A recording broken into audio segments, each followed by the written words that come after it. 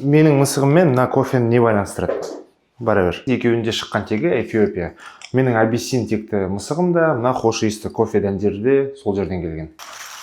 Абиссиния негізі Эфиопияның ескі атауы. Араб тілінен аударғанда хабаш деген сөз патшалықта, таулы аймақта тайпалардың тоғысуын білдірген.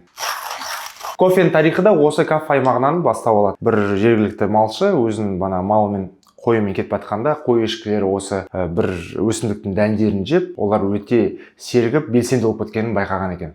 Осылайша әлем қазіргі әйгілі арабика сортымен танысты. Ал Абиссин мысықтары сол өлкеден қалған тірі мұра. 19 ғасырдың ортасында Британ империясының көзі осы Эфиопияға түседі. Екі ел арасында соғыстан кейін Британ әскері өзімен бірге Зула деген бір мысықты алып кетеді. Кейін Зула Еуропадағы барлық Абиссин мысықтарының арғы анасына айналады. Абиссиния атауы өткен ғасырдың тарих қойнауына кетеді. 1945 жылдан бастап бұл Эфиопия еліне айналды.